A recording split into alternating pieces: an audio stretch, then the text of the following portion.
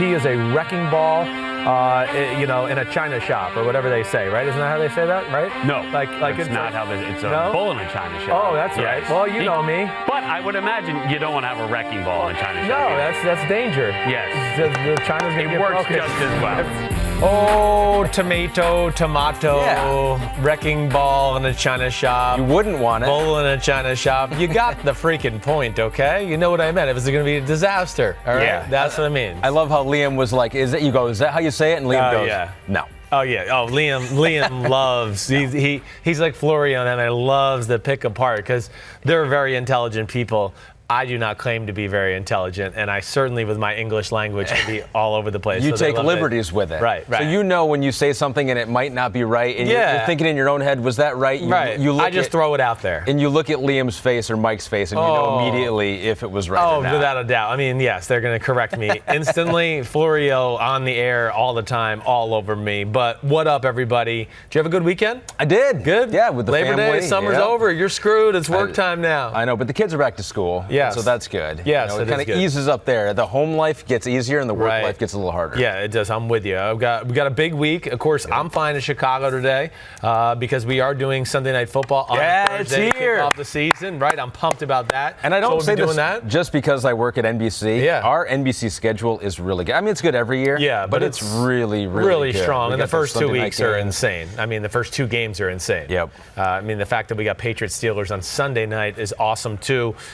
But today we got a good one. Yep. We got, if you rated and reviewed the podcast, Ahmed is gonna read off questions. Yep. And we also are gonna go through the divisions today. We are going to do my playoff picks, my Super Bowl pick. I'm gonna give a little logic to each division, how I see it breaking down. I really spent a lot of time over this the last few weeks. And then Sunday morning, really sat down.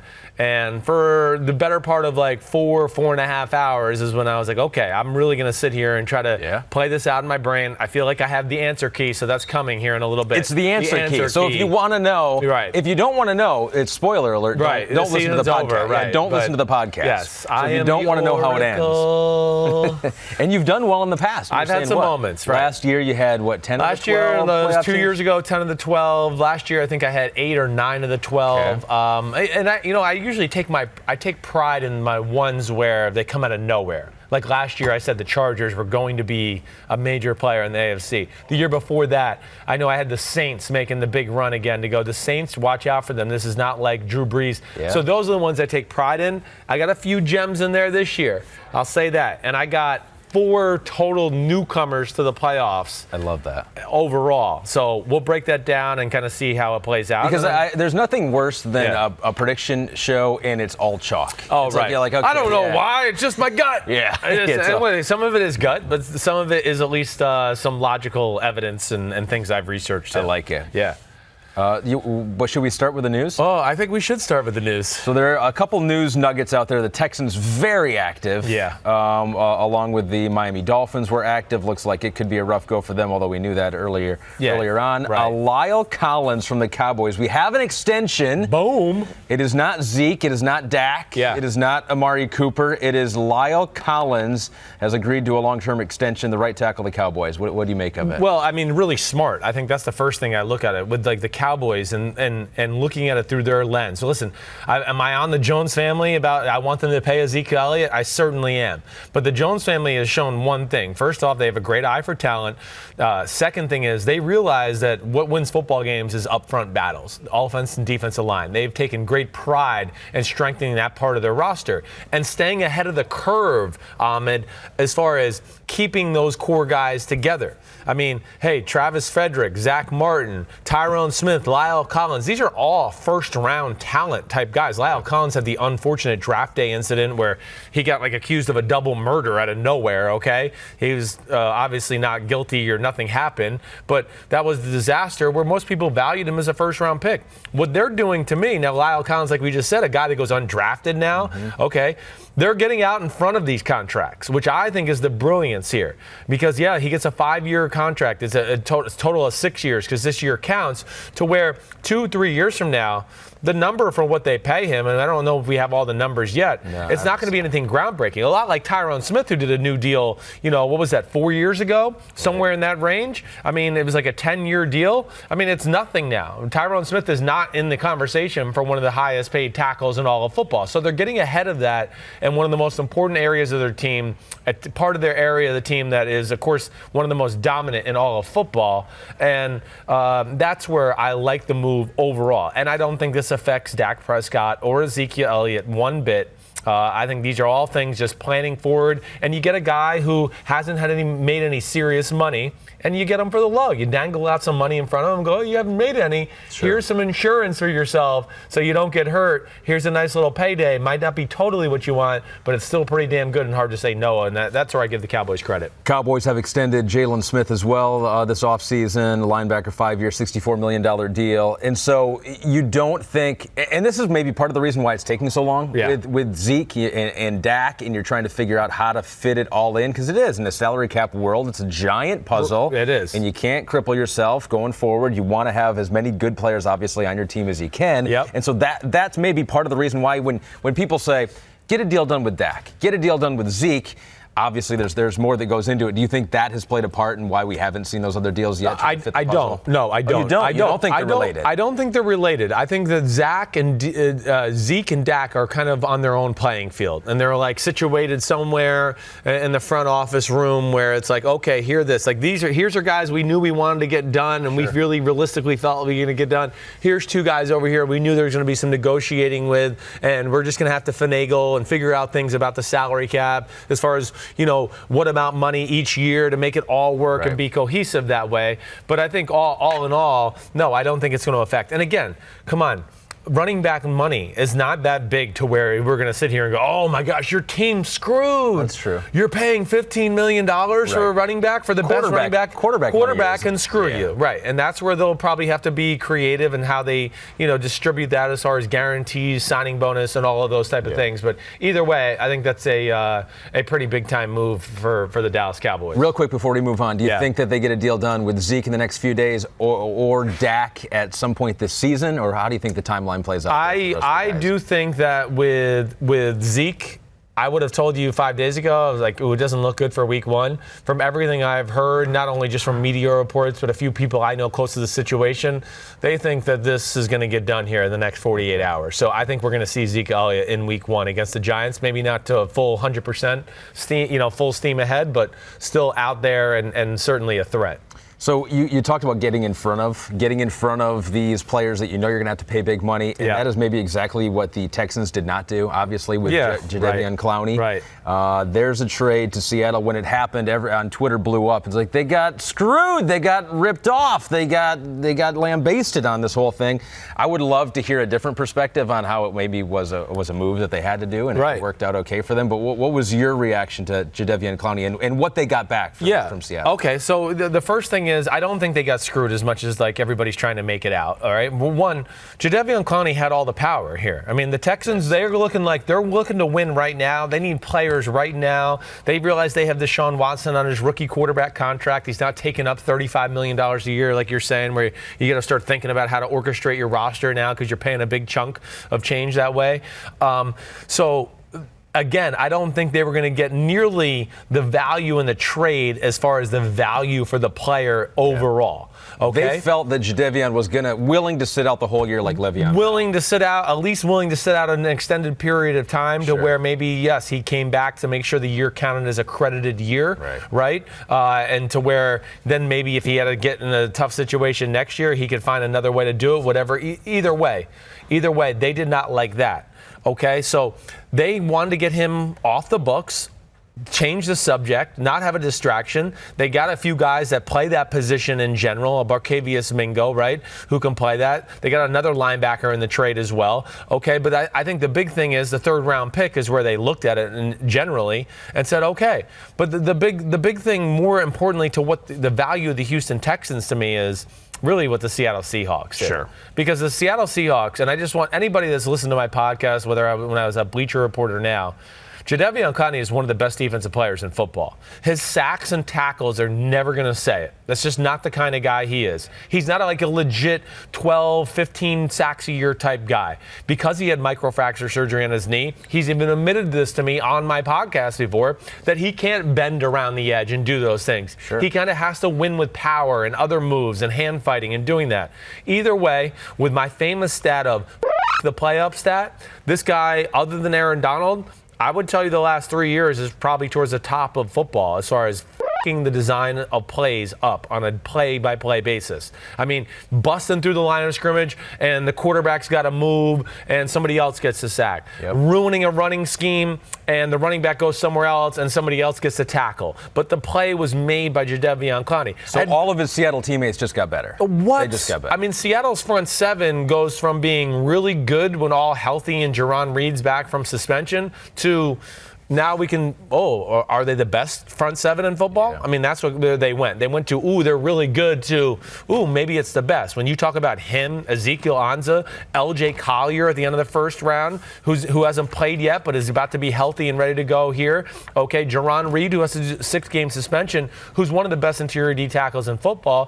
Poona Ford in the middle is a hell of a player out of Texas. And then you talk about Bobby Wagner, KJ Wright, and Michael Kendricks to go with it. I go, watch out for that team. But the Seahawks are very much back to the formula that got them to Super Bowls. Waves of pass rushers. Oh gosh, the second group's in. I could take a breather. No. The second group's in, and they're like as good as most first team starting defensive lines. Right. And that's where it's special to me. So I'm not as worried about the Texans getting jobbed on this trade as I am for what they gave up for the next trade to the Miami Dolphins. To me, that was the one where I scratched my head and said, whoa, that's like they just paid like superstar compensation for guys that are good but not superstars. So 2 first-round picks for Laremy Tunsil. They needed an offensive lineman. Got one of the better ones there with 2 first-round picks, a second-rounder. You imagine that they will lock him up to a long-term deal at some point, the Houston Texans, and then they gave up for Kenny Stills. But as you mentioned, the Texans are all in right now, but you feel like they've really compromised the future with some of those moves. Is that what you're saying? Yeah, I definitely do. Plus, I do think it's probably a little rich to pay 2 first-round picks and a third-round pick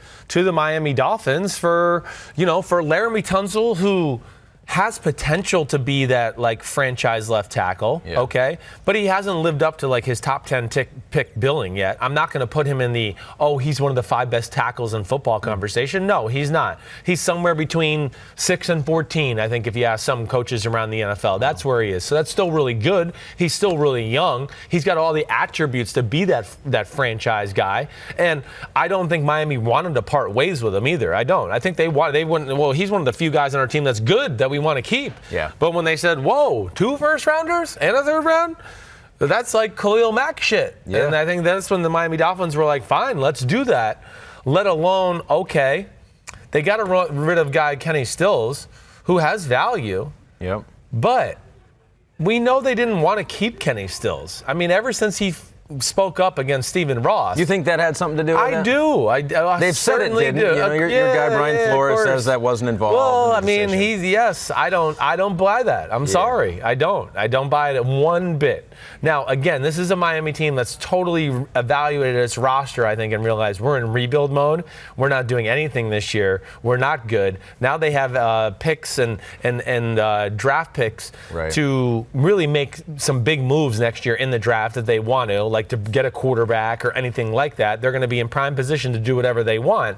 But yes, I mean, for me, for the Houston Texans, who I know are evaluating themselves going, we're in the Super Bowl window. They think they're in the Super Bowl window, and I get that. And they filled 2 big needs with Tunsil and Stills. But 2 firsts and a third, and of course some players to go along with it.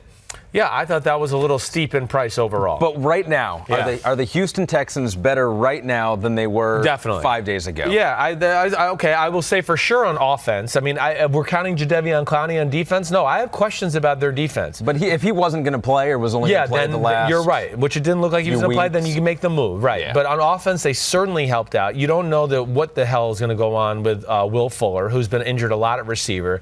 Kenny Stills is a guy that's been available and fills feels that same set of, skill set as far as a deep guy who can beat you deep over the top, and Deshaun Watson can throw bombs to him, and then Hopkins can do everything underneath. Right. That should work well. And they needed the tackle. They did. There's no doubt about that.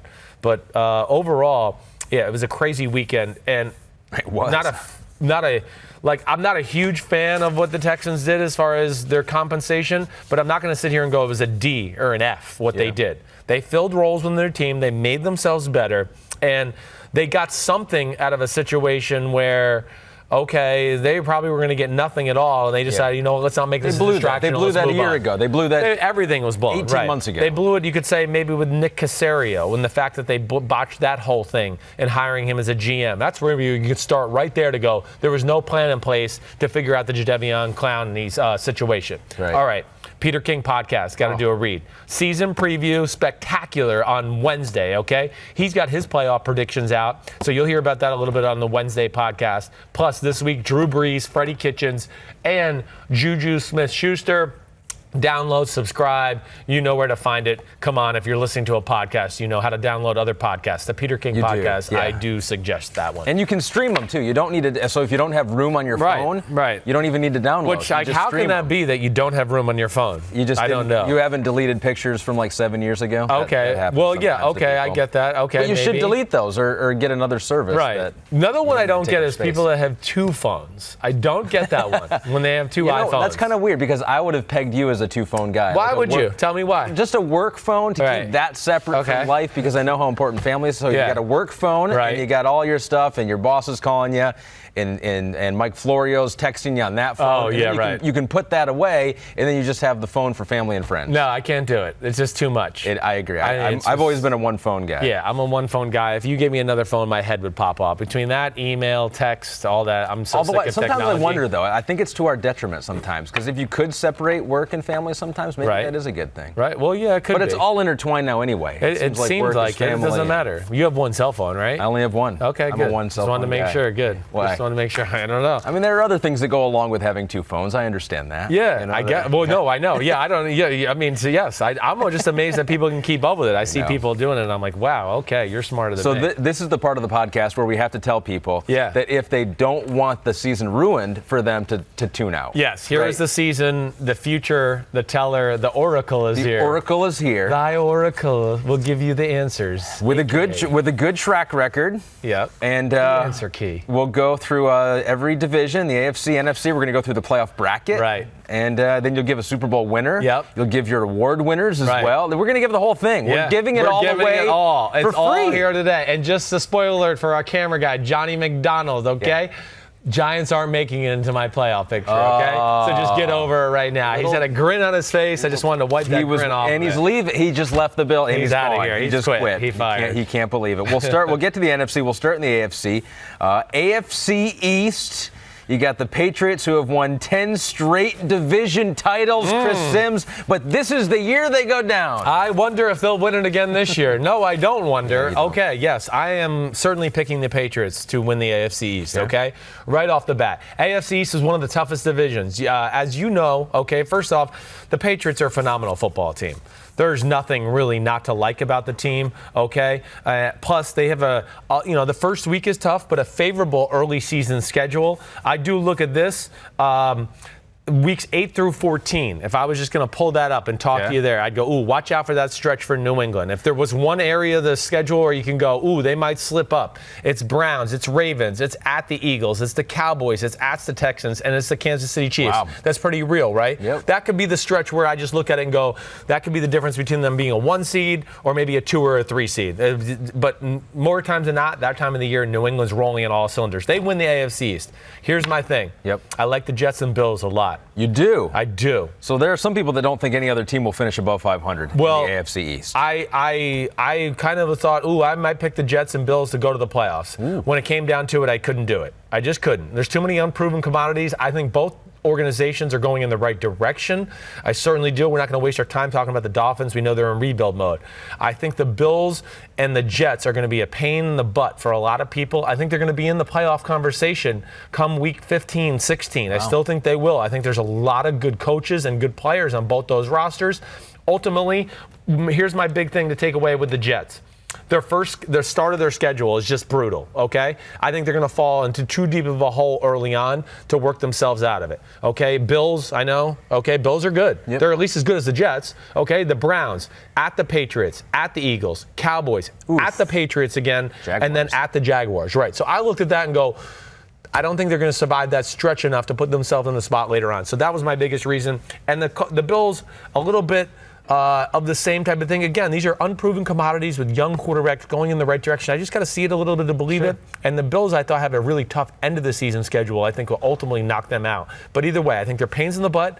But I just go with Patriots in the AFC East. Jets and Bills both could lay the groundwork maybe for 2020. Exactly right. I think that's their year, right. We're going to sprinkle in some of these AMA questions that we got from our great listeners who rated and reviewed the podcast on Apple Podcasts or wherever you listen. So we'll take those questions specifically and ask them to Chris here. We do have one on the AFC East from Bonsai Style. It's a Pat's question. It sounds like Sony Michel has greatly improved his pass catching ability in training camp. Does this add another dynamic layer to their offense going into this year? 100%. You've seen that too. Well, yes, and that's all we've heard about is that, he was one of those guys that you could see he could catch the ball coming out of Georgia. He just wasn't afforded a lot of opportunities. Sure. And then, last year, kind of the same thing. I mean, really, Sony Michel didn't start hitting on all cylinders until late in the year last year. He was kind of dinged up, battled with some injuries, and then finished really strong. But when you keep a guy like him on the field, again, with New England, who's amazing at doing personnel sets and formations and everything like that,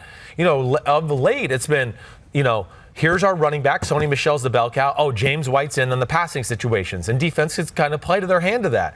It's going to be hard to do that if they can really get Sony Michel greased up in the pass game. Then he can be a shotgun guy that's next to Brady. And you go, ooh, I thought they were going to get in a power formation and run the ball. Oh, no. Both tight ends split out. Michel's in the backfield next to Brady and a legitimate passing threat out of the backfield. Or he's lined up in the slot. That's where it can be dangerous. Sony Michel, very good player. And, of course, the Patriots, their offensive line, their run game is as good as anybody in football.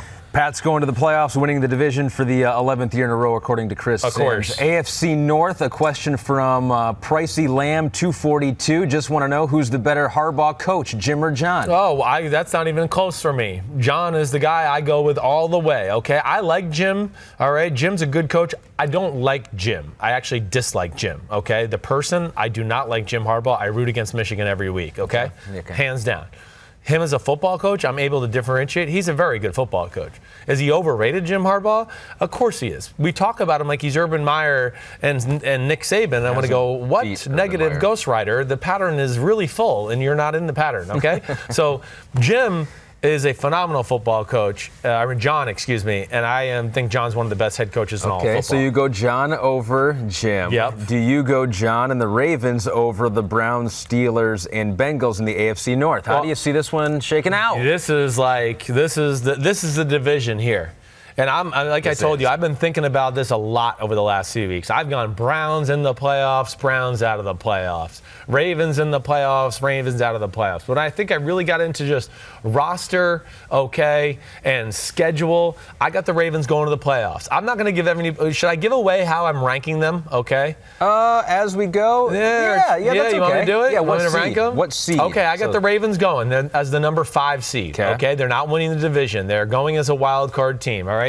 Ultimately, I think one thing, again, I'm big on early season schedule. Okay, the Baltimore Ravens early season schedule is the 2 worst teams in football, all right? It's the Dolphins and Cardinals. If they're not 2-0, then they've really messed something up. Their defense is still top-notch. I think they have one of the best secondaries in football, one of the best front sevens in football. O-line is top-notch. Only thing we really got to see is just a little consistency in the pass game. I think once we see that from Lamar, the Ravens, for me, are, yes, a playoff caliber football team. I'm doing all these fantasy drafts, and Lamar Miller is the guy that's going off the boards that people are hoping really has one of those years where he runs. Lamar Jackson, you mean? Lamar Jackson, Lamar Jackson, where he goes for 1,500 yards rushing and improves his passing. His passing looked better in the preseason, and I certainly think the running is going to be every bit as effective. I do. So here, it's interesting that you got the Ravens going. Yep. And so you haven't picked your division winner yet. Nope. So the Steelers' odds of winning the division have improved over the last month if you look at Vegas. The Browns, though, are still favored to win the division, and they have not won the AFC North title since it was created. So Right. they have never won it. Yeah. Could this be the year? No, it won't be the year. But I do think the Cleveland Browns will go to the playoffs, okay? I have them going in. I got the Cleveland Browns being the number 6 seed in the playoffs. Wow. I do. Okay. They're just limping in. Now, they have a tough schedule, too. And I will say this. In the AFC, I think it's going to be really, really, like, bunched up at the bottom of the AFC playoff brackets, right? Where, yeah, I think the Browns could get in at 9-7 and also be 9-7 with the Jets and maybe the Buffalo Bills, okay? But beat them head to head, and then they won the tiebreaker, right? I really think this could be one of those years where there's some teams that are very all close or have the same record. It's going to come down to tiebreakers. The AFC is a tough year to pick this year. But either way, ultimately what I come down to, and I'll talk a little bit more about the other teams who I left out and why, the Browns roster is too talented. The addition of Steve Wilkes on defense, I think, is an improvement. Sheldon Richardson and Olivier Vernon on the defensive line is legit, okay? And then the offense, the only question there is at all is maybe at the right guard position. Other than that, they are pretty damn stout across the board. I think they lose some games here or there. They might lose their way. Might be some ups and downs, but I just think ultimately the quarterback, the talent on the team, the system on both sides of the ball is too good, and I think the Browns barely get in. So they're a playoff team. Like they barely get in because they get to end the season with Bengals, Cardinals, Ravens, Bengals, and they win like 3 out of the last 4 to get in on some tiebreaker over somebody. That's kind of how I envisioned it all playing out. And that makes sense. You see that a lot, where the teams that have the momentum, that have, they've added a Odell Beckham, they've got Baker Mayfield playing at maybe an MVP level this year. Yep. But you do still have to build up. And even the Golden State Warriors, when I was out there in the Bay Area, we're not the Golden State Warriors right away. They had a few playoff failures before they got to the promised land for them. So you got Browns in the playoffs, though, not winning the division. You got Ravens in the playoffs, not winning the division. So you have 3 teams from the AFC North in the playoffs. 3. I am. I'm going Steelers 3. winning it. I got the Steelers winning the AFC North. Now, hey, the one thing that really scares me, and again, I think Pittsburgh's on a mission. I do. I think first off, their team is phenomenal. Again, one of the better offense and defensive lines in all of football on both sides. Devin Bush is going to be the savior of that defense overall. I think they've shored up their secondary. Hey, missing Antonio and Le'Veon Bell. Hey, they missed Le'Veon last year. They were still pretty damn good in the run game. I know James Conner's not Le'Veon Bell, but I just think the Steelers are refocused, no distractions, and you've heard me say this, they're still one of the most biggest physical teams in all of football, let alone they have a quarterback that can dice you up in the pass game. This is where I get scared with the Steelers, though. It's really about the first 6 weeks of the season. Patriots, Seahawks, at the 49ers for their home opener. That's scary. That's tough. Okay, Bengals. Hey, they should beat them, but the Bengals are a division team that's not afraid of them. Then it's Ravens and then Chargers.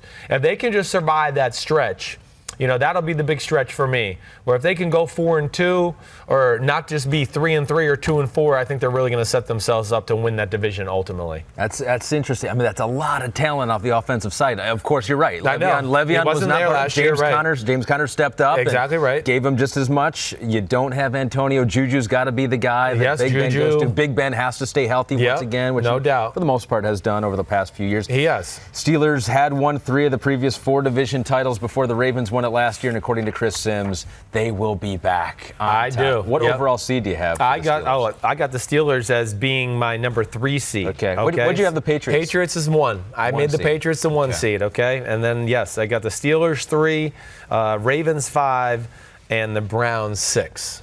Okay. So that means we're going to have a Steelers-Browns wild card game matchup. Just so you know, right now. So we've got Steelers-Browns wild card. Ooh. Right to start. Don't give it away. You're going to pick that one, right? I am going to pick it. Yes, I am. Yep. So that means we got the AFC South, which is a very, close division. It is. That's a bunch of teams. North. Any team could win that. Right. But you see one playoff team. I'm kind of surprised you only see one playoff team coming out of the AFC West, but we'll get to that in a second. So we'll go AFC South right now. Colts, we're the heavy favorite to win in July. Now Vegas has dropped them to finish last in the AFC South. Last, do you see that? I mean, do you think they're going to finish last? No, I don't. I think if you made me pick, I'd pick the Tennessee Titans to be last. But that division is so close. Again, this is where the winner of this division might be 10-6, and there might be two teams. There might be a 9-7, an 8-8, and a 7-9. I mean, it could really be that way. The most open division in all of football, 1 through 4. Now. I think so. Any team could win it. Texans are the favorite. Okay. Can they take advantage of the Andrew Luckless Colts? It's a big question. Okay. The playoffs generally have at least 4 new teams every year. If you look at the history of the NFL playoffs, all right. I got 3 new teams coming in the AFC. All right. I got the AFC South champions as the Jacksonville Jaguars. Whoa. I'm going the Jacksonville Jaguars. I think they're one of those teams. Again, I just think there's too much talent. The defense is certainly one of the 3 best in football. And now they just got a guy like Josh Allen, a top 10 pick, who's just shown that he's a freak of nature. Okay, the Titans, I told you about them. I'll get them out of the way. I think Titans are good, a pain in the butt, but I just don't see it. I don't know if there's enough difference makers on either side of the ball right now for me to go, oh, okay. What is the identity of the Titans? I don't know. They're kind of one of those teams where they go, oh, there's a lot of good, but there's nothing they do great or no one great unit or anything like that. So that's why I say no there. Okay, the Indianapolis Colts. Really like the football team. I like Jacoby Brissett. Again, I'm not having them go to the playoffs. I don't think they're going to fall off the planet. I think they're being very much in the conversation. They were a playoff team with Andrew Luck. They were definitely going to be in the playoffs with Andrew Luck. And now without him, they're not. I got to see it. And it comes down to some of this is a little bit of, I go, damn, you heard me say Andrew Luck is worth 2 wins a year to me because of his clutch factor and what he can do late in the fourth quarter. He's been as good as anybody in football since he's come into the league.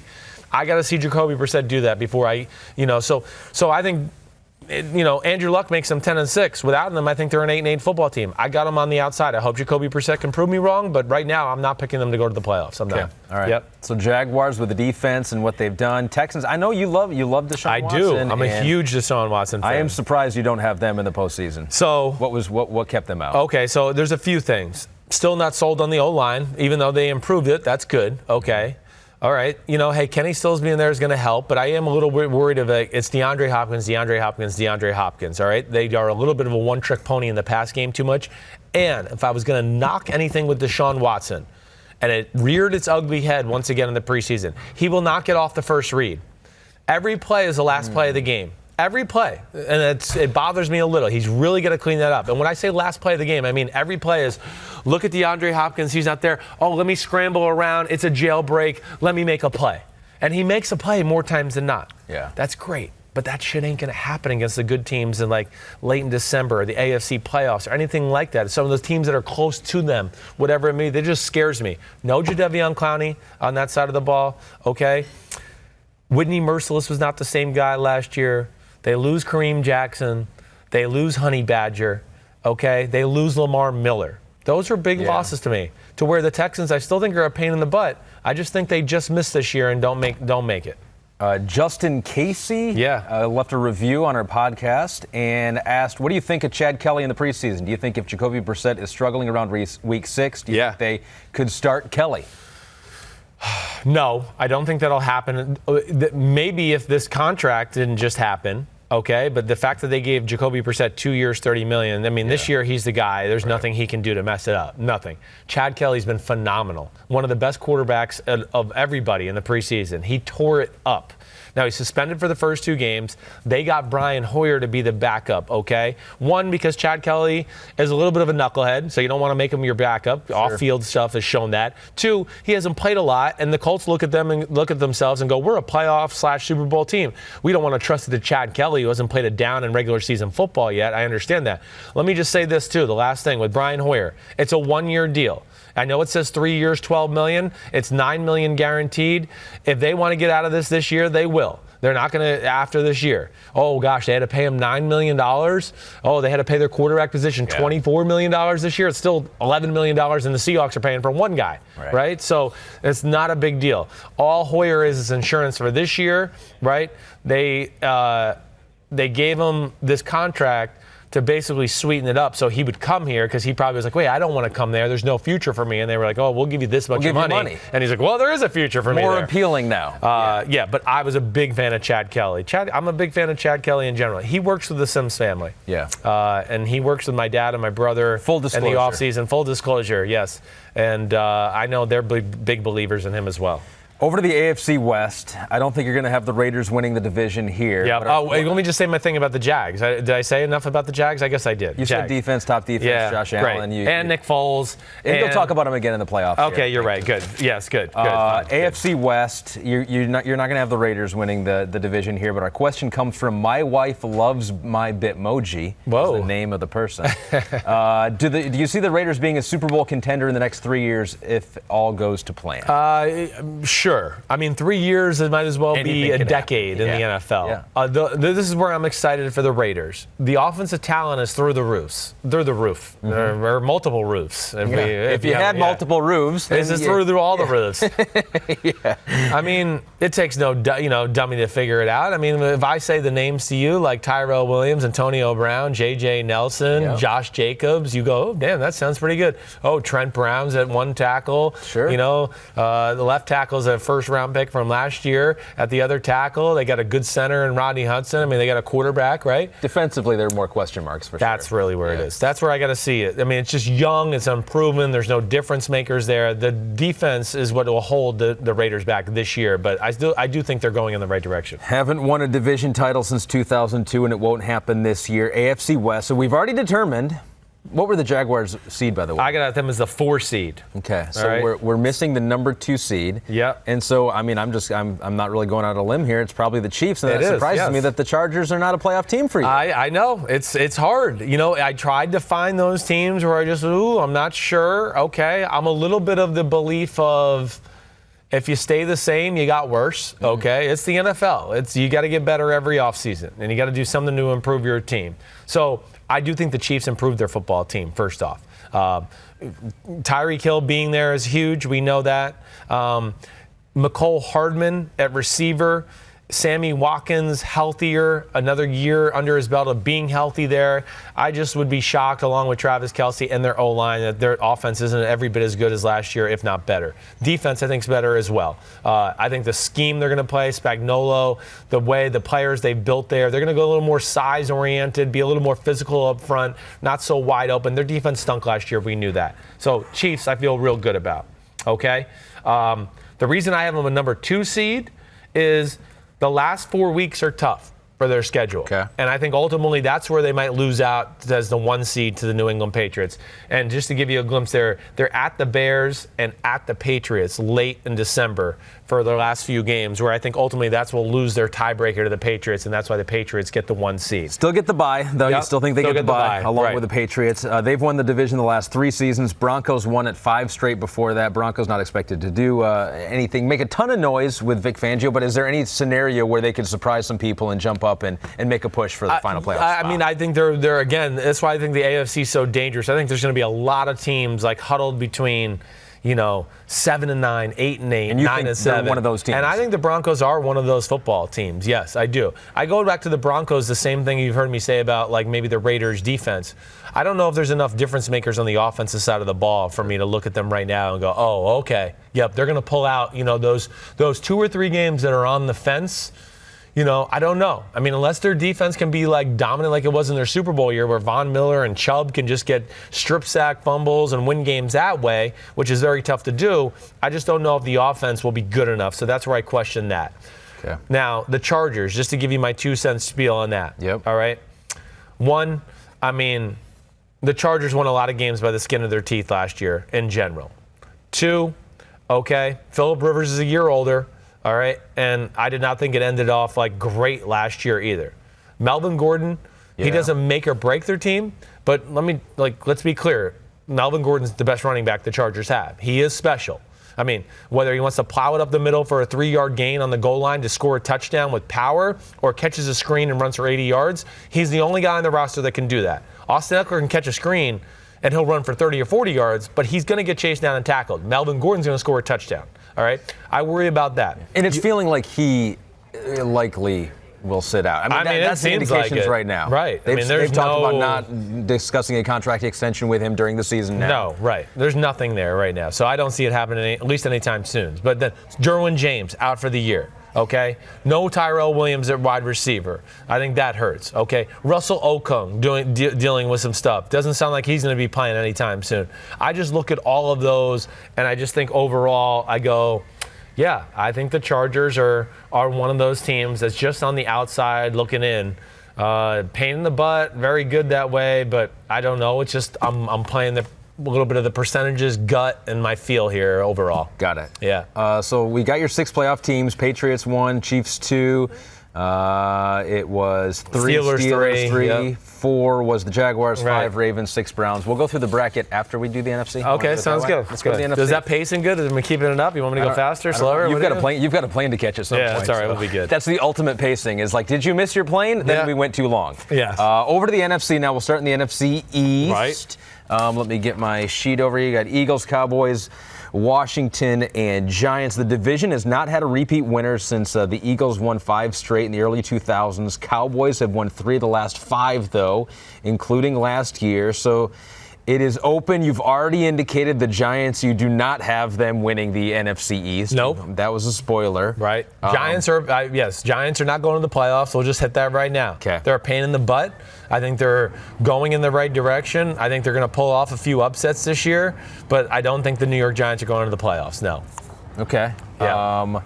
Redskins, same thing. Okay, let's just get them out of the way. So no. Redskins, are they going in the right direction, or are they going in the wrong direction? They're going at least sideways at best. Okay. Sideways at best. They're certainly not going up. I mean, there's things on their defensive line. I'm excited for their defensive line. When you talk about Jonathan Allen, Daron Payne, Montez Sweat, and Ryan Kerrigan, that's exciting. Mm-hmm. But yeah, no Trent Williams, Hurts, Darius Geis, question mark, receivers, question mark. Corner play, question mark. Okay, yeah, I just don't, quarterback play, kind of a question mark. So I don't see the Redskins, making any serious runs. So that means it comes down to the Cowboys and Eagles. You may have both in the playoffs, but only one can win the division title. And I'll throw this question out that's from Taki Z. What up, Taki Z? He said, can you explain to me how Doug Peterson is never mentioned along the offensive masterminds like Sean Payton, McDaniels, Sean McVay, etc.? Right, okay. Do you think he belongs there? I think he's very close to there. I don't think he's in their category. No, I don't. Again, I think where Doug Peterson's been really amazing is in playoff football. But I think if you look at regular season football, there was some stale moments last year in their offense in general. Even at the end of the year, when Nick Foles won the Super Bowl in the regular season, they were very stale at the end of the year that way. He's a really awesome offensive mind. And game theory. I think he's good. They really embrace the game theory. Exactly, they do. Yes, they play a full, complete game. He's a great head coach because he's a great leader. The players love him. He's very honest. There's no BS. So that makes the greatness of his head coach. As far as play callers, no, I'm not going to put him in Josh McDaniels, Sean McVay, Sean Payton, Kyle Shanahan. I'm not going to put them in their class yet. I think he's that next level down guy. Him, Andy Reid. There's a few other guys along there that I would mention that I'm probably blanking out on right now. So not a mastermind. Bruce Arians. They're all that next group down where I just go, ooh, it's real good, but I'm not going to say they're quite up in the Jedi stratosphere. But is his team good enough to win the division this year? Yes, it is. Okay. And I have them winning the division. And I have them being the number 1 seed in the NFC playoffs. Wow. Okay, so I do. I think I look at the Philadelphia Eagles and go, got better on offense through the draft and free agency. Deshaun Jackson, Jordan Howard solidified that. I think Carson Wentz is going to be on a mission. I think they enjoyed the year of kind of flying under the radar in the offseason, not having the Super Bowl bullseye on them, getting guys like Malik Jackson on the defensive line, re-signing a guy like Vinny Curry who had been there before to add some more depth along with it. And then their secondary is scary good too. They got young guys who are a year older. They got a guy, Sidney Jones, who they drafted in the second round from Washington a few years ago, is a really good player. I just look at the Eagles and go, damn, they got everything. Okay, I got them being a number 1 seed. And one of the biggest reasons I got them being a 1 seed too, Ahmed, is their early season schedule is very favorable. I can legitimately sit here and go, now it's on paper, but they do not play a team that is physically as good as they are until week 7 of the season. They are better than the Redskins, the Falcons, the Lions, the Packers, and the Jets, and the Vikings. They're better. Yeah. Now we'll see if injuries prove that way. Let's see if they play well. But I just think when I evaluate their roster and look at them, I go, ooh, they're the lead dog in every one of those matchups. They really are. Not to say that means you win every one, but I think they're going to get off to a very favorable schedule. Other thing I liked about their schedule, their tough games are at home. They got the Bears home. Could be fighting for a 1 or 2 seed with them. They got the Patriots home. They got the Seahawks home. Those are all teams I think they're going to be fighting with that, favor them, let alone they get the Cowboys in the second to last game home again at the end of the year. So you did say they had the physical advantage weeks 1 through 6. Yeah. And then you stopped at week 7. That is the Dallas Cowboys. Right. The team you think they're going to finish ahead of in the division. Do you think the Dallas Cowboys are a playoff team? I do. I got the Dallas Cowboys going to the playoffs, and it was a tough one. I don't trust Dallas. Dallas is such a up and down football team. It's go to the playoffs, then it's fall apart. Then it's go to the playoffs, then it's fall apart. Then it's go to the playoffs, and then it's fall apart. That's what they do. Recent history would tell you this is your year. They don't go to the playoffs. Sure. I think, though, this is a year where they're just too talented for me to not put them in. I really do. And I think with Ezekiel Elliott and that news coming about, that makes me feel better about it. But I just think the Cowboys really, my only question, and you've heard me say this, is their offensive coordinator and Kellen Moore. It's the only thing we got to see. This is why I think they're desperate to sign Ezekiel Elliott, because they're going to go, wait, we haven't exactly been the greatest show on turf when Ezekiel Elliott's not here. In fact, we lose and we stink on offense when he's not here. And I just worry about those handful of games where they can't run the ball. Can their pass game carry the load enough to get them over the hump in those few games? That's really the biggest question for me for the Cowboys in general. But I still think they're a playoff football team. I have them as the number 5 seed. They're the 5 seed in the NFC, according to Chris Simms. 2 teams should be 3-0 to start the year, too, when you look at their early season schedule. Yes. So first seed, division winner, the Eagles. 5 seed, Dallas Cowboys finishing behind them. Moving over to the NFC North, you got the Bears, who are the team that came out of the division last year. Packers, Vikings, Lions. We talked about the AFC South as being the most competitive 1 through 4. Any team maybe could win it. Right. I feel like 1 through 3 in the NFC North is maybe the most competitive 1 through 3. Yeah.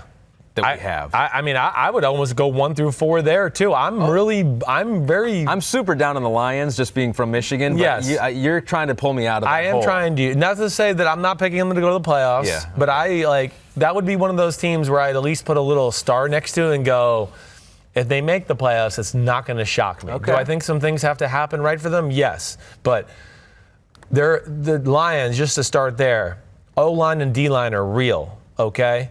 Now, I think what I saw from Matthew Stafford in preseason game number 3 looked good. I mean, it really did. And we'll see how the Darrell Bevell offense works out. I think they have a special running back in Kerryon Johnson. Their front 7 on defense is real. I question their secondary. Ultimately, I don't have the Lions going to the playoffs. I think they're a pain in the butt for a lot of the teams. Vikings. I'm putting a star by them, though. Yeah, put the star. Like you said to do. We'll see. I'm feeling better. We'll see. After that little thing, I'm feeling better now. Vikings, kind of the same thing. I don't think you're going to make the playoffs. I don't. I think the Vikings are going to be a pain in the butt. I think they have a lot of talent on the defensive side of the ball. I think it's a little overrated, though, their talent. Again, I think there's a lot of good players there. Do I think Daniel Hunter is a little overrated? Yes. Everson Griffin, I need to see him bounce back after a very odd year last year. So they're going to see that. Anthony Barr, they paid him a lot of money. He's a good player. Do I think he's a little overrated? Yes. Xavier Rhodes. They pay him like he's a top 5 corner in football. He's not. That's just in. And Mike Zimmer said that during the offseason. He's got to start playing like one of the best corners in football. I didn't look that much better to me in the preseason. That scares me. I don't know if they have great depth on their team, and I worry about their pass offense being only 2 guys. Okay? And I got to question the offense in general altogether. So I got them missing out. I think you like the Lions better than the Vikings. I might. You're right. There's a lot of things I like about the Lions better than the Vikings. And ultimately, I'm very close with those 2 teams and how I kind of envision that playing out. Now I got the Packers at number 2 in the division, but not making the playoffs. Oh no! Out of the playoffs again. It actually hurt my heart. Okay, and I really did, because I try not to get caught up in my bias. Of course, we know. Yes, I'm rooting for Aaron Rodgers, and the playoffs are so much better with Aaron Rodgers. Of course they are. Right? But of course they are. But defense should be better. Hoping they have a run game. I got to see it first. Matt LaFleur and the 25th ranked offense in football last year with the Tennessee Titans, the 29th ranked pass offense. And then who are his weapons? Who's he going to throw to? Who's his number one receiver in Green Bay? It's Adams, Devontae Adams. Right, and who's number two? You think? I mean Geronimo. Yeah, right. Yeah, well, good. I don't mean to be I'm not trying to be a dick to you. Right. But I'm just trying to make the point where, like, here you are, a guy that plays football, and you're like, I mean, Geronimo, yeah. So I worry about that. I worry about their difference makers on the offensive side of the ball too. I don't know about the system, and then I'm going, damn. On offense, it seems like it's still going to have to be a lot of Aaron Rodgers, like, making it happen as usual. Yeah. Now, I think the defense will keep them in games, but I think the NFC's tough, and I think ultimately, I just left the Packers out. I got to see it through this LaFleur offense to believe it. I just don't know in general. Oh, man, if they don't make the playoffs, though, that all the talk between Aaron Rodgers and Matt LaFleur not getting along, and then they're losing, and that's going to be a I just worried about this. This is the stretch I worry about. I mean, of course, Bears week 1, okay? And then they got the Vikings and Broncos 2 and 3, which, again, the even matchups. We'll see where they go. But then it's the Eagles, and then it's the Cowboys, and then I think the Lions are dangerous. Okay, the Raiders, they're better than the Raiders. Raiders are dangerous nonetheless, but then it's at the Kansas City Chiefs, at the Chargers, the Carolina Panthers. I'm not so sure they're going to be in a good enough spot after the first 10 weeks of the year to where I go, ooh, like they might be in a spot where they have to win out the last 7 games of the year to win. To go to the playoffs, and I just don't know if they're that caliber of a football team. So it's funny. So there are a lot of people that think that this division could go Bears, Packers, Vikings. I know It'll be close, but it sounds like you think that the Bears could win this division by a couple of games. I do. I think the Bears are clearly the best team. I don't think there's a weakness on their football team in general. Their biggest thing is just consistency from Mitchell Trubisky, who I still think is much better than people want to give him credit for. He certainly didn't lose that wild card game against the Philadelphia Eagles. In fact, he made all the plays to help them win the game. But there is some moments last year where he missed throws or made decisions where you just go, WTF, what the are you doing? And those moments do need to improve. It's funny you bring him up because we do have a comment from DDHJJJK. What up? He just button mashed. When you just hit the keyboard, you just do whatever. Right. That's what he did for his username. He asked specifically about Mitchell Trubisky, and he said, what shot do the Bears have to win the Super Bowl? We'll get into that later. Yeah. But what specifically do you need to see from Mitchell to know that he is making the next steps and taking those next steps? I think it's really just the accuracy, the few throws a game where you go, damn, I mean, there was 3 guys there. What's he doing? Why is he even throwing that ball there? Decision making is certainly a thing about it. And then he's one of the best running quarterbacks in football. I'd like to see him become one of the best scrambling quarterbacks in football. And people might be going, what the hell is the difference? Okay, here's the difference. When Patrick Mahomes runs around behind the line of scrimmage, he's running around just to go, somebody get open so I can unleash my rifle and throw a 50-yard bomb and really gash this defense. When Mitchell Trubisky runs around, his eyes go down and he's looking to run. He becomes a true runner. If he could find a little blend of, let me set up and find a pass, or let me see if there's anything here, I think it's going to make him more dangerous ultimately and make that Bears offense more dangerous. What seed for the Bears? I got the Bears as a number 3 seed. 3 seed. Eagles 1, Bears 3. Okay. Yep. All right. NFC South. We got Saints, who have won the last 2 division titles there. Yep. Falcons, who I know you like. You like Matt Ryan. Think he could have a good year. Yep. Panthers, you like them. And the Bucks, your former squad. Yep. So looking at Vegas, the Saints have remained a heavy favorite all season in the NFC South. But here's the but. The last month or so, or last actually few months, Carolina has steadily seen their odds improve to win this division. Saints still the heavy favorite to win it. Carolina improving there. Where do you want to start with the NFC South? What team do you want to pick out? Okay. Well, I'll start with Tampa. Okay. Tampa. Are you starting from the bottom? Yes, I am. Okay. Tampa is going to be on the bottom, I think, ultimately. Bruce Arians, the mastermind with Jameis Winston, I think there'll be a lot of exciting moments and yards and big plays. I don't know if it translates to wins. Okay. I worry always about Bruce Arians, their ability to protect the quarterback. I also worry about their ability to run the ball. Okay. And then I got to see Jameis Winston not go full Tropic Thunder a few times to really believe that he won't go full Tropic Thunder, because he usually does that once every 3 weeks where you go, what the, I've never seen anybody do that. Yeah. Okay, so I got to see that. Plus the defense is young, a little unproven. I just can't put them there yet. The Atlanta Falcons, I think, are going to be a pain in the butt, Ahmed. But again, I think there's lack of depth on the football team. I'm not so sure about the offensive line. They was not good in the preseason, and they've tried to beef it up. I mean, they tried. They did everything they could. Right. And some people have been out and they've been all over the place. Right, they have. Yeah, exactly right. So there's all that. I think they're going to put up points and yards too. I don't know if they're a deep enough football team. I don't think they're going to be able. Hey, when they were at their best in 2016, they were the best run team in football. They could just gash you, and that made Matt Ryan and Julio Jones that much more dangerous. I don't know if the run game's going to be there like that. Even with Devontae Freeman back, I think he might be a guy that's maybe taking too many shots and about to kind of slow down a little bit. Defense, there's things I like.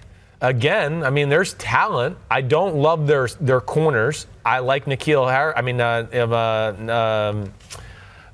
their safety number 22, Keel. What's his name again? Yeah, Keanu O'Neal. Sorry, Keanu O'Neal. I had N'Keal Harriet. I like a lot of players, but I think depth concerns me there.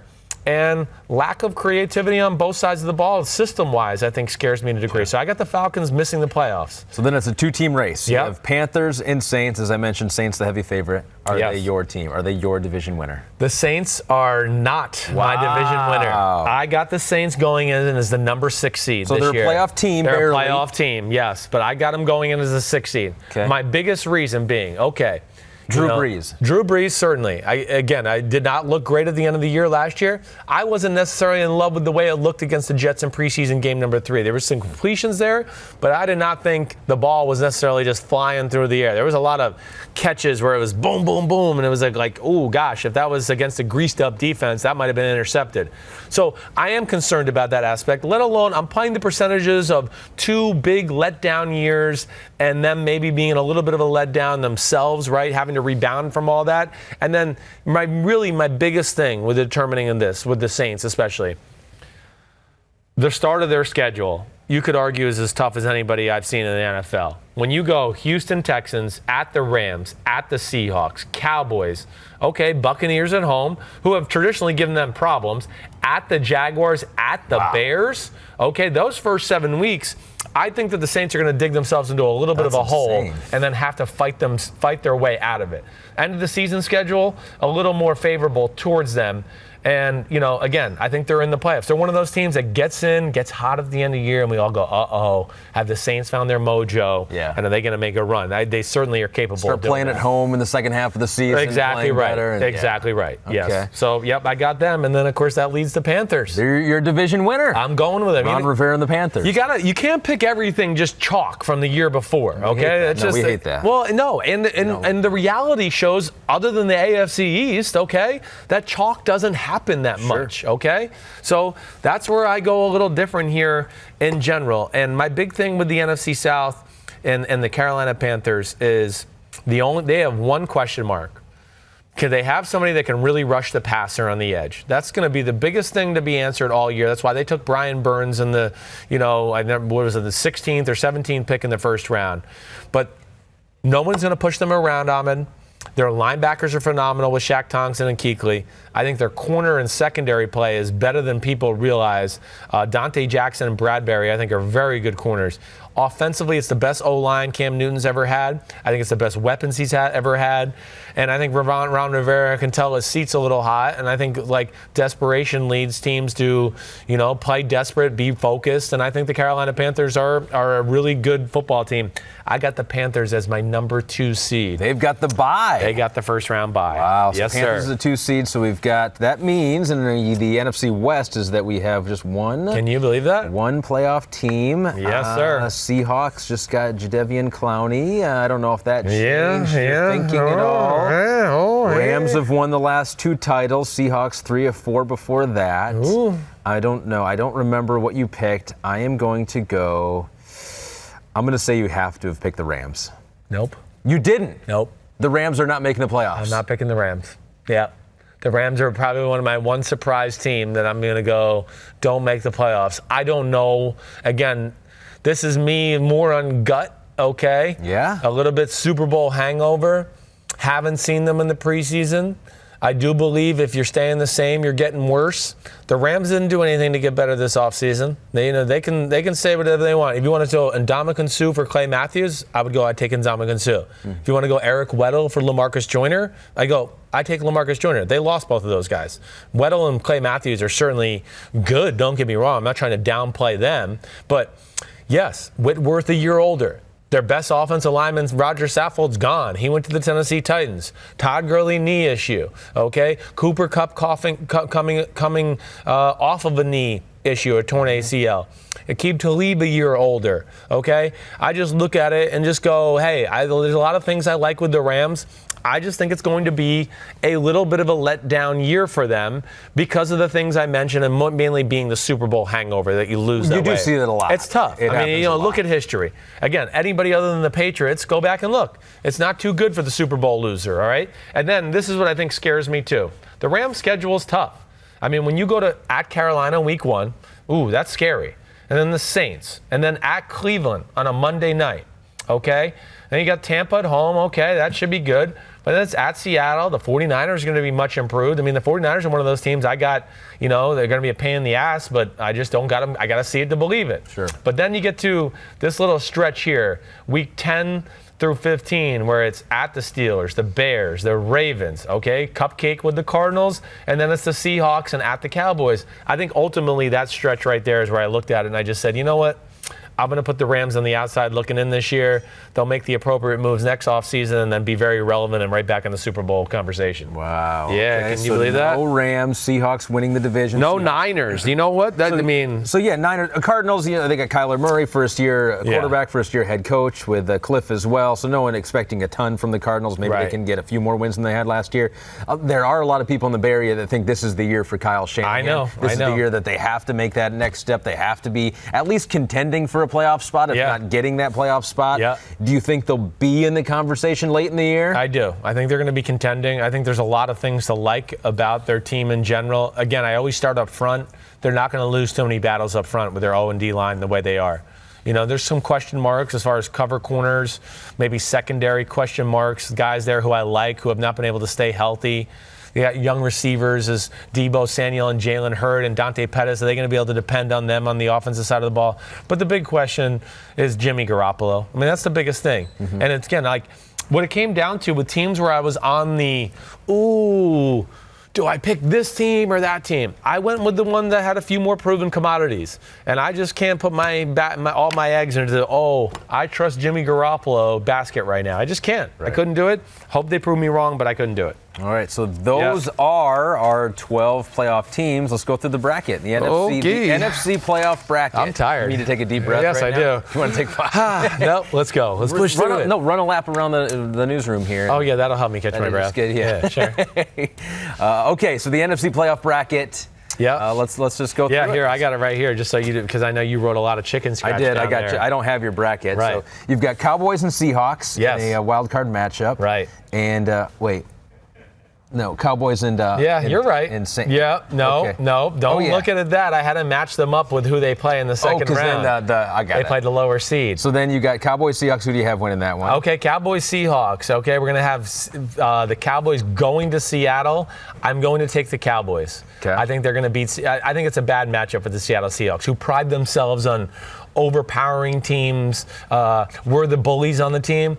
The Cowboys are the same team, except they have the better version of the roster. And I just think ultimately them playing on the road with that run game, everything like it, I'm going to pick the Cowboys to win an ugly game in the wild card round against Seattle. You got the Bears as the division winner in the NFC North, taking on the 6th seed Saints, who barely got into the playoffs. Barely got it, and I'm going to go with the Saints upsetting Chicago at home. Okay. Again, I think it's a tough matchup for the Bears. The Bears are a team that, likes to dominate people up front physically as well. They're not going to do that to the New Orleans Saints. The New Orleans Saints are big and physical on both sides of the ball.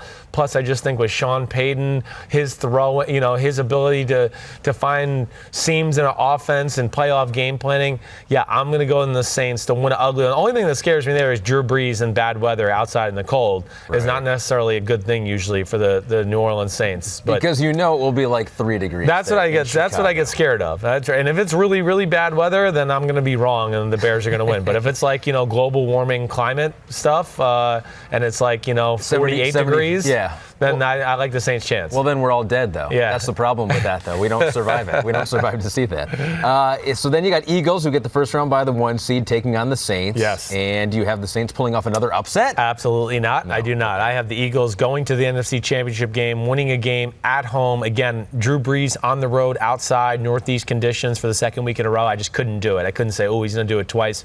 Got the Eagles going to the NFC Championship game. The other bye went to the Panthers. They take on the 5-seed Cowboys, who you have beating the Seahawks in the first round. Yep. Panthers, Cowboys, your winner. Awesome game, similar physical brawl type of game, but I'm going with the Carolina Panthers to beat the Dallas Cowboys. I think they match up really well with the Dallas Cowboys, and I think the Panthers, with North Turner, their offensive coordinator, I think they just have more creativity than the Dallas Cowboys do on the offensive side of the ball to be able to score just a few more points there. So then Eagles and Panthers after the Panthers just barely get by the Cowboys. Yep. That you have going to the Super Bowl. I'm going Eagles. I got the Eagles going to the Super Bowl. That's NFC right. champion. Yep, Eagles are going to the Super Bowl with Carson Wentz. And what will be the storyline of Super Bowl 54? We'll get back to you in a second after these AFC brackets. Carson Wentz making it through a full year, getting the team to the Super Bowl. That whole career storyline for him would be amazing. Crazy so far, and that would be an amazing another chapter for him. So let's go over to the AFC.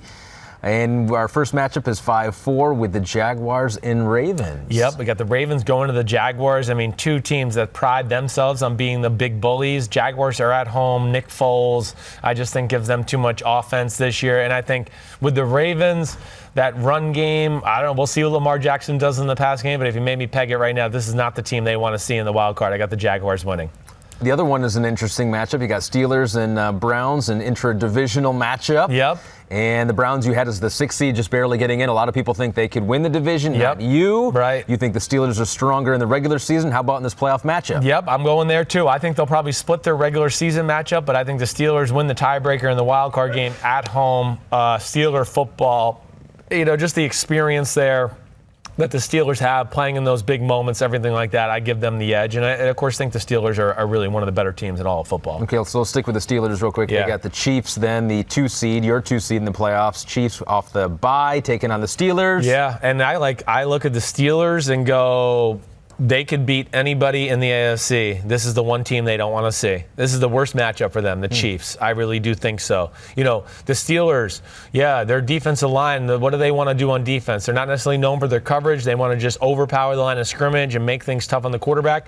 Wrong team to do it against. Chiefs O-line, really good. Mahomes, of course, we know is elusive as hell. And I just think the passing game and offensive weapons are too much for that Steelers secondary, to where I think this is kind of a back-and-forth fun game. But I think ultimately the Chiefs win at home and go on to the AFC Championship game. So off the first round bye, the Chiefs get a win. The Patriots have the first round bye. You have them facing up with the Jaguars. Do you have the Patriots moving on as well? No. You do not. I can't believe it either. But I'm playing really the percentages here. And I think if there are the teams that can come up and give the Patriots problems, right? To me, in history, Jacksonville 2 years ago, when they had them down 20-10, saw that. Right? The Baltimore Ravens, the same way, with those years with Joe Flacco and Ray Lewis. They gave the Patriots runs for their money, let alone beat them a few times. Why? They're sound. They don't turn the ball over. Their defense is a force to be reckoned with. They don't try to we're going to match you with wits. Now, you're not going to outwit the Patriots. It's going to be, can you play sound football? Can you physically maybe make some plays and beat them into the ground that way? And I think the Jaguars defense is super talented to give Brady and them troubles. And I'm going with Nick Foles and his clutchness and that Jacksonville, and the fact that the Patriots have been in the AFC Championship game.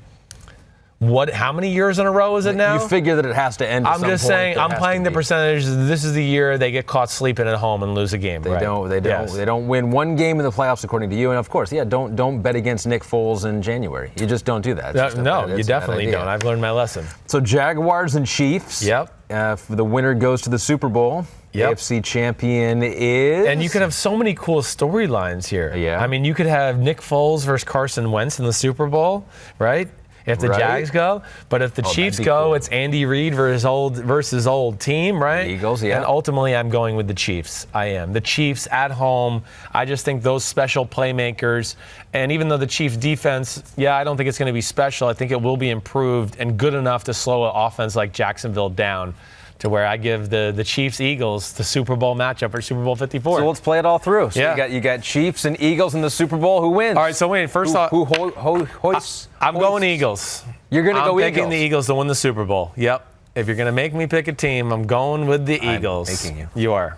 Okay, now more importantly, Okay. who are you picking for your Super Bowl? Okay, so my Super Bowl. So I've looked at this. I looked at it all day yesterday. Yep. Mainly because I had the whole day with the family. Right. And when you have a whole day with the family, you need to try take to breaks. avoid them? Yeah, you Right. take breaks. Right. Not avoid totally, but just you got to carve out some time for yourself. And I was looking at the schedules, trying to look at the numbers. Ooh, I like it. I see seedings going on over So- here. I like this. So I'm going to go with the Houston Texans are going to make the Super Bowl. They're gonna Okay. be the AFC As a champion. 6 seed. You got them as a 6 As seed? a 6 seed. Okay. Yeah, Texans are in. Okay. And I'm going to go Rams, who you did not have. Right. as I don't a have either playoff one team. in. Yes. So I'm going to go two teams that you do not have in the playoff picture. I'm going with them. Okay. And I will have the Rams win it. I know about the Super Bowl hangover, but I think Sean McVay, in Sean we trust. Yes. I think he's going to be able to scheme something up and figure out a way to get Jared Goff to that next level. Definitely scares me. Yes, he's certainly so- capable of that. But I'm going to go with my my MVP. Yeah. Too, and I know you're going to pick your MVPs here in Yeah. a second too. But my MVP, and it scared me a little bit what you said about Deshaun Watson and his reads, Right. And not locking on to the top. Don't let me scare you. So now I'm second guessing that a little bit. Yeah. But I thought if the Texans make a run and Yeah, I could see that do happening. that in the division, that he could be the MVP guy. Yeah. Don't just because I said it, don't let me scare you. Yeah, but you're right more times than not, and so that makes me nervous. So I'm going to stick with Deshaun Watson as my MVP. Okay. And Rams win it over the Texans in the Super Bowl. All right, so just go through it. Here we go. I'm going to read out your AFC. You got Chiefs 1, Steelers 2, Patriots 3. No, this isn't all mine. This is Peter King's. Oh, this is right Peter here. King's. So I took you. Peter King's, but And- I agree and that was with your those. outline. That's what I took out. Yeah. Gotcha. Okay. He did those, which copying Peter King, much like yourself, Right. not a bad idea. Not a right? bad 'Cause idea. You guys Definitely are often right. So those are Peter's seeds right there. Okay. But All right. I took Texans, who I think will just barely get into the playoffs and get to the Super Bowl, but the Rams will win it all. Okay, I like it. We'll see who's right. We'll see who's right. We'll put a bottle of wine on it or Whoever something like that. wins, okay, if I get my Super Bowl teams or get one and you get none, then you're going to have to. Here's the deal. If the Rams win the Super Bowl, Yeah. I win. Yes. But for you to win, Yeah. everything has to go to plan. All the division winners and all the playoff bracket. Okay, no And so problem. that's what and if that doesn't happen, then neither of us win. All right, So- if you get any of your Super Bowl contenders right, or if Yeah. I get any of mine right, if you get yours right, I'll go 2 buttons unbuttoned for a podcast. No. And if I'm right, not a whole podcast. yeah, and if I'm right, you have to go to the very top with a collared shirt, not that Henley thing. I'll you do got on that. right there. I'll go Okay. all the way to the top. All right. Okay, so let's wrap it Let's up. do it. Just with your MVP. Your MVP. Patrick Mahomes. Yeah. Patrick Mahomes. That's chalk. Yeah, You're going chalk I there. am. I mean, I want to be right. So That's let's true. just. I'm really into being right. But yeah, I'm going to go with Patrick Mahomes. I just think the offense is going to be better. They're more talented, and I love the LaShawn McCoy ad. But yes, I mean it's Mahomes year 2. It's too obvious for me not to do it. So you're going chalk. I'm going to guess Defensive Player of the Year. You're going to go with Aaron Donald. I am going to change it up. Okay. He's won it 2 years in a row. I think this is the year Myles Garrett does it. I'm going to go Cleveland Browns, Myles He's Garrett. getting a lot of love. A He- lot of people think this is the. Yeah, This is the second year in a row I'm picking him, just so you know, full transparency. I picked Okay. it last year. It didn't happen. But, yeah, I think this is a Myles Garrett or Khalil Mack type of year. And I don't know why. I think the Rams is going to be a slightly down year, but I'm going to take Myles Garrett. Cameron Jordan getting some love out there Yeah, from some can see people that, as well. certainly. Right. So how about the rookies? Who's gonna jump? You look a lot at rookies, so you've seen a lot of tape. You've followed the draft. Yep. One of the best experts on the draft. So I'm interested to hear who you think is going to shine, because it's not just about talent. Obviously, it's about the talent, system fit, and right. opportunity. Yeah. Offensive rookie. Who do you got as the offensive rookie? I'm going to go Josh Jacobs of the Oakland Raiders. You think they'll use him a lot? I do. I think he's going to be their Alvin Kamara. I think you've heard me say that, where it's the same offensive system. I think that's exactly why he was drafted, because you don't know, Josh Jacobs, they might be getting in a formation here to run the ball up the middle, and we got to worry about that. Oh, gosh, they're spread, and he's in the slot, and now he's working one-on-one with one of our linebackers that we brought in to stop the run game. That's not good. We didn't want that. Yeah. That's where he's going to pose a lot of big problems for defenses. Defensive rookie? Defensive Rookie of the Year, I'm going with Devin Bush. of the Pittsburgh Steelers. I kind of had a feeling you were going to do that. Yeah, I had to do it. I just think he's looked too special, even when I saw him in person at training camp a few weeks ago. But what I've seen on film, too, is really impressive. I mean, they knocked it out of the park making that trade, making that move. So, yeah, I'm going with him. If I didn't pick Josh Jacobs for the offensive one, another guy I'll say watch out for, TJ Hawkinson. If the Lions are kind of good, and I think that offense is going to set up to being the tight end, being a very viable option, I like his role in that offense, and I like the player a lot. That would just be one guy to go off the radar as far as Offensive Rookie of the Year. And the final award that we'll do here on the Simms Unbuttoned podcast, Coach of the Year. Coach of the Year, okay. I did an Offensive Player of the Year, just so you know, too, because, we have MVP, and I went with Saquon Barkley. I did. Okay. This is on my own. I just wrote a bunch of shit down, okay? Just for yourself. But Saquon Barkley is going to be my Offensive Player of the Year because if you're not a quarterback, you basically can't win MVP anymore. It's become a dumb award. It's the quarterback award. Coach of the Year, Andy Reid. I'm going to go Andy Reid.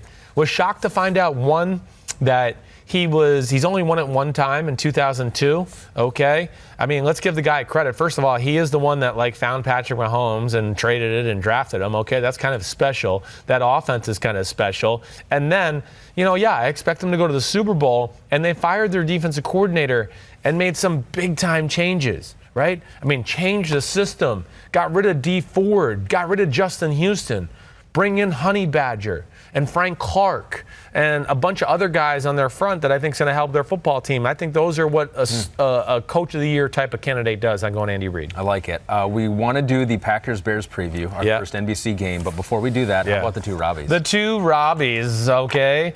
Robbie Mustow, Robbie Earl, recap match week 4, including Arsenal's thrilling comeback to tie Spurs. Hurt. That one hurt. Did it hurt? As a Tottenham fan, that hurt. I'm still getting used to match week 4, okay, because it's the week 4 matchups, right. okay? We should just bring that into American football. Match week. Right. Doesn't that sound so much more dignified? Well, it's match week 1. I want to talk the movie Snatch. I thought you guys invented the English language, and none of you speak it. They have so many more words than we do. They do. But also, the Robbies used the Central Park set. And they used our set. Yeah, and I got no rent or anything in the mail, so they owe me. Okay, I mean, how dare they use my set? And they waited until we got this desk. But they're like, we don't like it yet. But, now we'll do it. Yeah, now we'll do it. But download the two Robbies. You want to hear about anything, especially the Premiership? They're going to be all over it. Download, subscribe. YouTube.com/NBC Sports. The two Robbies. So before we go, match week 1 in the NFL. Yeah. First game. Yeah. NBC pregame start 7:30 p.m. Eastern. Packers-Bears. Bears currently a 3-point favorite. This is a good one. Yes, it is. This is one where if you, like yourself, think the Packers are not a playoff team, perhaps if they can get a win here on the road at Soldier Field. Yes, this would be improve their chances. No doubt about it. I mean, this is a big football game. Certainly, this could have NFC playoff seeding implications right off the bat. I'm going with the Bears to win this game at home. I definitely am. I just think on the road, in an electric atmosphere to kick off the season, and really ultimately, I think the better team on the field is the Chicago Bears. I just got to see this LaFleur, Aaron Rodgers combination at quarterback first before I pick it. I do think that Packers defense is going to be a lot better, but ultimately, I think I'm going to go with the Bears 24-20 to win the football game. So what are they, 3.5 point favorites or 3-point favorites? I think they. So if you were to bet, yes, you would bet them to cover. I would. 24-20. Don't take them in the over/under. I guess I'm going with the under there. Bears dominated at home last season. They were 7-1. Their lone loss was to the Patriots. And the Packers, and I didn't remember this, 1-7 on the road last year. Yes. Only win was in overtime late in the year, just a couple days before Christmas. Against the Jets. Right. Yeah, that was a lone win on the road. Yep. So if those trends hold, then maybe it could be another rough year at Soldier Field for the Packers. But that's it. That's it. That was the key. So if you were not listening before because you didn't want the spoilers, you can come back now. Yep, that's all right. Just take it. Gave away the answers. Don't tell everybody you listen to my podcast to get the answer key, okay? Then everybody will be downloading it, and I don't want that. That'll be too much for me. Too many downloads. But I hope everybody enjoyed it. Tune in. Hey, I'm going to do the next podcast from Chicago on Friday morning with Mike Florio, okay? Because we're going to be there for Thursday Night Football. So that will be released some point late Friday morning. We're going to go through the whole schedule of games in Week 1. We will pick winners and losers and everything like that. Starting next week, the podcast will go to Monday, Wednesday, Thursday. Okay? Big Phil will be on the Wednesday podcast. Wednesday will be my big film breakdown podcast. Monday will be a recap. Thursday will always be the games coming up, a little breakdown of what we should see that Sunday, and pick the winners of those games as well. But starting next week, 3 podcasts a week. Hope everybody enjoyed today, a.k.a. the answer key. You the man, Ahmed. Thanks a lot. Done. You well the man. done, Thanks Chris. so much. And we'll see who's right with our Super Bowl predictions. Everybody have a good week. Enjoy the first game of the year. Peace out.